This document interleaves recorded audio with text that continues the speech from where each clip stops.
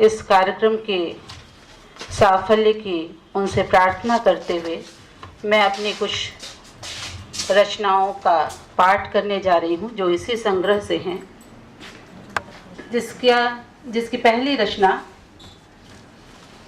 उसका शीर्षक है गुनगुनाने हैं प्रेम गीत। बहुत दिनों बाद खुद में लौटी हूँ, बहुत दिनों बाद खुद में लौटी हूँ, कर लिया है खुद को क्वारंटीन। बहुत दिनों बाद खुद में लौटी हूँ, कर लिया है खुद को क्वारंटीन।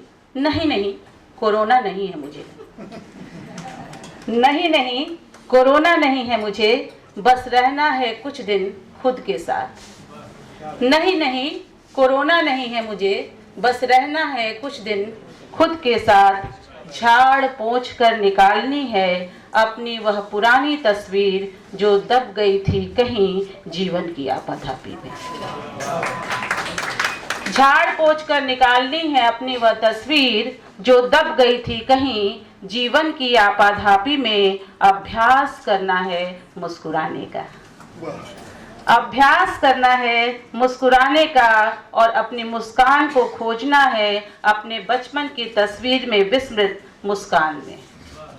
खोजनी है पुरानी डायरी, खोजनी है पुरानी डायरी, निकालने हैं उसमें से दोस्तों के पते, लिखने हैं उन्हें ढेर सारे खत, लिखने हैं उन्हें ढेर सारे खत। उल्लसित आंखों से उत्तर की प्रतीक्षा में एक बार फिर डाकिये के इंतजार में खड़ी रहना चाहती हूँ बरामदे में। उल्लसित आंखों से उत्तर की प्रतीक्षा में एक बार फिर डाकिये का इंतजार करती खड़ी रहना चाहती हूँ बरामदे में। मुझे माँ के संदूक से निकालनी है गीतों वाली कॉपी, मुझे माँ के संदूक से निकालनी है गीतों वाली कॉपी। गुनगुनाने हैं उसमें लिखे गीत जिसे वे अक्सर गाया करती थी शादियों में। बनो तेरी अखियाँ सुरमेदानी, बनो तेरा टीका लाख कारे, बनो तेरी बिंदी है हजारी, बनो तेरी अखियाँ सुरमेदानी। अपनी संस्कृति की सोंधी गंध पाने के लिए सहेजना है माँ की उस पवित्र चूंदड़ी का स्पर्श। ओढ़ती थी जिसे वह पूजते समय गणगौर, ओढ़ती थी जिसे वह पूजते समय गणगौर। सोचा है इस बार इन सब को अपने अंदर सहेज कर खुद को हमेशा के लिए रखूंगी लॉकडाउन में। सोचा है इस बार इन सब को अपने अंदर सहेज के खुद को रखूंगी कुछ दिन लॉकडाउन में। नहीं आना है मुझे अब संवेदना और सपनों को संक्रमित कर समाप्त कर देने वाले किसी वायरस के संपर्क में। नहीं आना है अब मुझे संवेदना और सपनों को संक्रमित कर समाप्त कर देने वाले किसी वायरस के संपर्क में। मुझे तो गुनगुनाने हैं मानवता को पोषित करते प्रेम गीत, मुझे तो गुनगुनाने हैं मानवता को पोषित करते प्रेम गीत। क्योंकि बहुत दिनों बाद स्वयं में लौटी हूँ, स्वयं को खोकर बहुत दिनों बाद स्वयं में लौटी हूँ स्वयं। एक खेल मुझे लगता है यहाँ जितने लोग बैठे हैं उनमें से ज़्यादातर लोगों ने बचपन में खेला होगा, वो है विष और अमृत का खेल।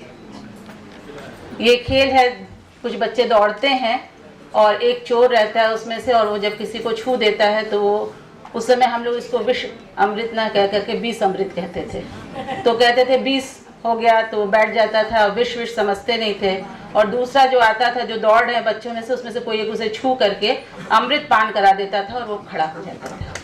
उसी विष और अमृत के खेल को लेकर के उसका अर्थ बड़े होकर अब समझ में आया है कि वो 20 अमृत नहीं था, वो विष अमृत था, और उसको जीवन के साथ जोड़ते हुए एक रचना प्रस्तुत कर रही हूँ। पुनर्जन्म होगा यह सोचकर पता नहीं कितनी बार मरना स्वीकार किया, पुनर्जन्म होगा ये सोचकर पता नहीं कितनी बार मरना स्वीकार किया। बार बार मरने पर याद आया बचपन में खेला गया पुनर्जन्म की उम्मीद जगाता विष अमृत का खेल। बार बार मरने पर याद आया बचपन में खेला गया पुनर्जन्म की उम्मीद जगाता विष अमृत का खेल। हर बार लगा विष मिला है अब हौले से कोई कानों में अमृत मंत्र घोलेगा। हर बार लगा विष मिला है अब हौले से कोई कानों में अमृत मंत्र घोलेगा। नहीं लगेगा फिर जीवन में विष का धब्बा दोबारा। नहीं लगेगा फिर जीवन में विष का धप्पा दोबारा, इस बार पक्का सब ठीक ठीक होगा। इस बार पक्का सब ठीक ठीक होगा। 7 फेरे, मंगल सूत्र और हवन की वेदी। 7 फेरे, मंगल सूत्र और हवन की वेदी, कोई धप्पा नहीं। खेल जारी है, विष का धप्पा दोबारा लगता है। खेल जारी है, विष का धप्पा दोबारा लगता है। अब विश्वास है इसी खेल ने स्त्रियों को सिखाया होगा बार बार मरकर जीना। अब विश्वास है इसी खेल ने सिखाया होगा स्त्रियों को बार बार मरकर जीना। प्रेम में विष का धप्पा अनिवार्य है क्या हर बार? प्रेम में विष का धप्पा अनिवार्य है क्या हर बार? कोई मेरे पीछे क्यों रख जाता है बार बार रुमाल? कोई मेरे पीछे क्यों रख जाता है बार बार रुमाल? उठा देता है मुझे अपनी जगह से दौड़ने के लिए। प्रेम में जीती स्त्री को जीवन भर खेलना पड़ता है विष अमृत का खेल। प्रेम में जीती स्त्री को जीवन भर खेलना पड़ता है विष अमृत का खेल।